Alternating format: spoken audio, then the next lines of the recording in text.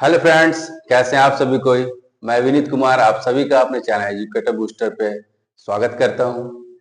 पिछली कक्षाओं में हम देख रहे थे वैदिक साहित्य के बारे में। हमने उसमें क्या क्या चीज़ों का अध्ययन किया, वेद कितने होते हैं, उन सब चीज़ों को देखा। फिर हमने आर्ण्यक उपनिषद के बारे में भी कुछ कुछ बातें की और फिर एक डिटेल रूप में हमने ऋग्वेद के बारे में अध्ययन किया कि ऋग्वेद में कौन कौन से महत्वपूर्ण बातें हैं जो आपको जाननी चाहिए। और मैं फिर से आपको रिपीट कर रहा हूँ कि उन पूरे चीजों को अच्छे से पढ़िए और एक अच्छे से कॉपी में नोट डाउन करिए। वहां से क्वेश्चन बहुत आते हैं और आप कोई भी एग्जाम दे रहे होंगे वहां से प्रश्न आपको परीक्षा हॉल में दिखेंगे, इसलिए बार बार पढ़िए और बार बार रिवीजन कीजिए। आज हम उसी चीज चर्चाओं को आगे बढ़ाते हुए देखते हैं।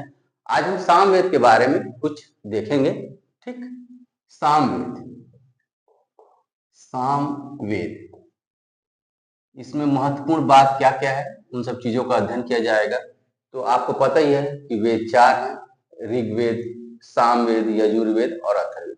तो आज हम सामवेद के बारे में अध्ययन कर रहे हैं। ठीक, तो सामवेद क्या है? तो साम का अर्थ होता है गायन। साम का क्या अर्थ है? साम का अर्थ है गायन। अर्थ है गायन, यानी गायन से रिलेटेड यह वेद। यहां से आपको पता चल रहा होगा इस वेद में जो है गीत, संगीत, इन सब चीजों की चर्चा की गई है। अगला पॉइंट आपके लिए इंपॉर्टेंट है। इस वेद में गीत, संगीत, इन सब चीजों के बारे में आपको जानकारी मिलेगी। संगीत के बारे में जानकारी आपको प्राप्त होगी। इन सब चीजों को आप नोट करते रहिए। 2 पॉइंट हो गया। अब अगला पॉइंट यह है कि देखिए सामवेद में भी मंत्र है। ऋग्वेद में जिस तरह से मंत्र थे सामवेद में भी उसी तरह से मंत्र है। तो सामवेद में जो मंत्र है 1549 मंत्र है। ठीक, परंतु इसके जो मौलिक मंत्र है वो केवल और केवल 75 है, 75। इस पॉइंट को भी आया लिख लीजिए, 75 इसके मौलिक है।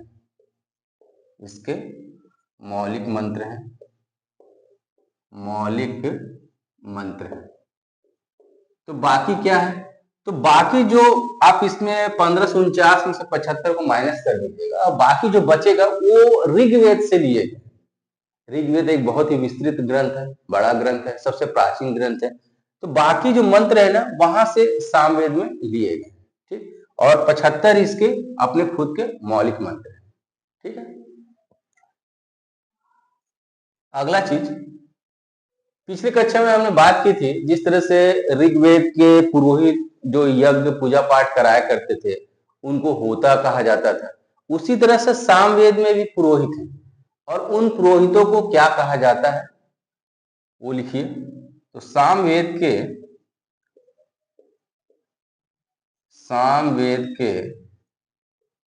पुरोहित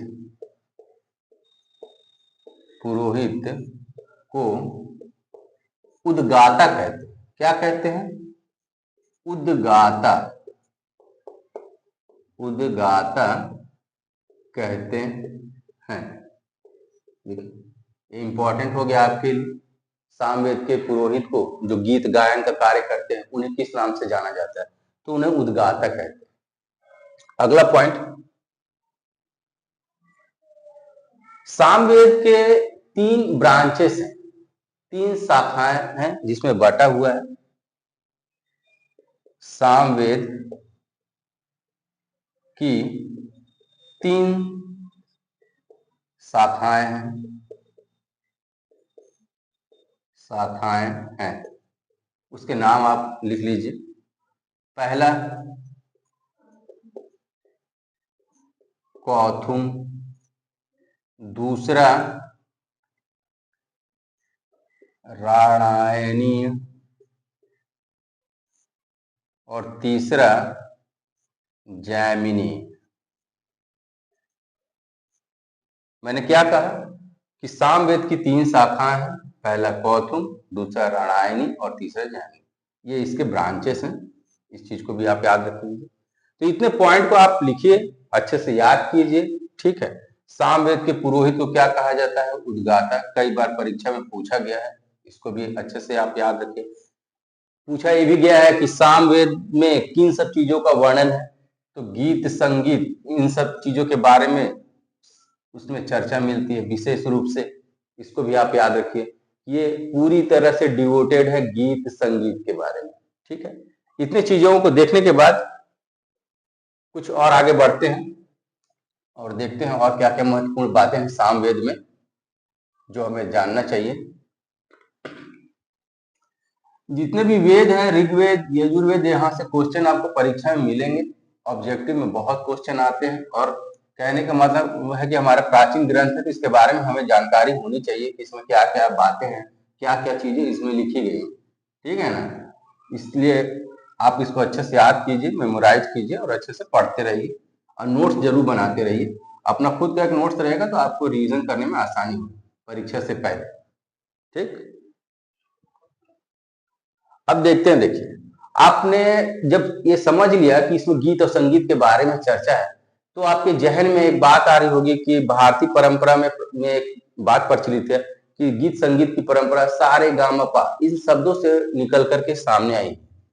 तो देखिए, जो कि संगीत जो है, संगीत का मूल क्या है? संगीत का मूल जो हम मानते हैं, क्या मानते हैं? सा, रे, गा, मा, पा, धा, नी, सा, ऐसा हम मानते हैं, ठीक। आगे बढ़ जाइए।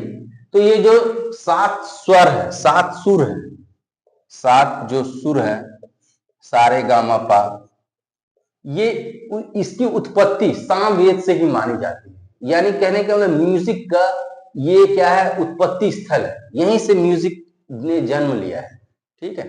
तो 7 सुर हैं तो इसकी उत्पत्ति यहीं से मानी जाती है। इसकी उत्पत्ति सामवेद से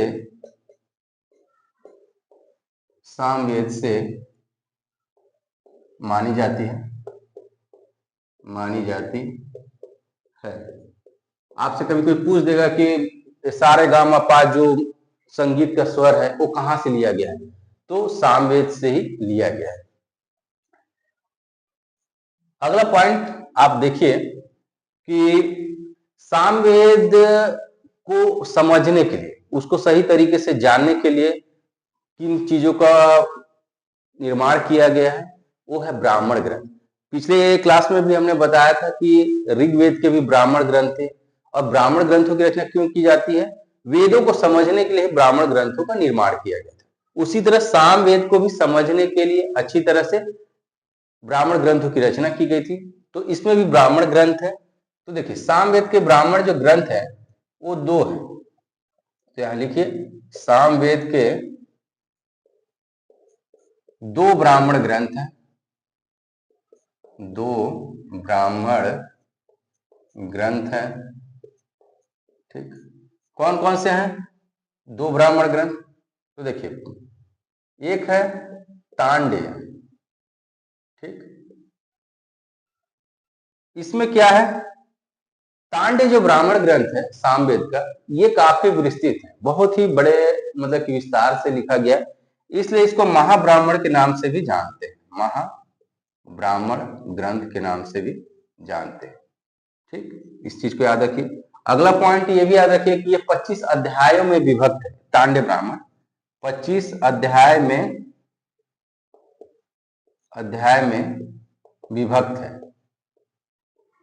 विभक्त है, जिसके कारण इसको पंचविश के नाम से भी जानते हैं, पंचविश भी कहा गया है।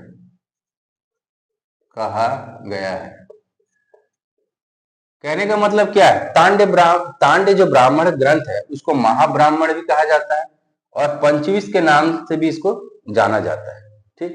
पंचविश क्यों? कि 25 अध्याय में बटा हुआ है, इसको पंचविश कह दिया। और दूसरा जो ब्राह्मण ग्रंथ है वो है जैमिनी है ब्राह्मण ग्रंथ, ठीक। इसमें आपको जानना है कि इसमें है क्या। मुख्य रूप से इसमें यज्ञ विधानों की चर्चा की गई है तो यज्ञ संबंधित बातें हैं, यज्ञ संबंधित विधानों की चर्चा है, विधानों की चर्चा है। ठीक, तो इतनी सारी बातें आपको सामवेद के बारे में मैंने बताया है। इन सब चीजों को आप अच्छे से याद करिए, यहां से क्वेश्चन आएगा परीक्षा में और आपसे बनना चाहिए, क्योंकि ये मोटी मोटी बातें सामवेद में यही है और परीक्षा हॉल में आपको ये सब चीजें दिखेगी। मैं बार बार बोल रहा हूँ कि रिवीजन कीजिए, रिवीजन बहुत ही मस्ट है, जरूरी है। अगर आप एक बार पढ़ते हैं और चले जाते हैं तो हो सकता है आप कंफ्यूज हो जाए परीक्षा में। इसलिए कोई भी चीज या कोई भी कंटेंट आप पढ़ते हैं तो बार बार जिस चीज को पढ़ रहे हैं उसका रिवीजन करिए। तो आज के लिए हम यही रहने देते हैं, अगले वीडियो में फिर मिलेंगे। ठीक है, तब तक के लिए हमारे वीडियो को लाइक कीजिए, शेयर कीजिए और हमारे चैनल पे अगर आप नए हैं तो जरूर सब्सक्राइब कीजिए। Thank you.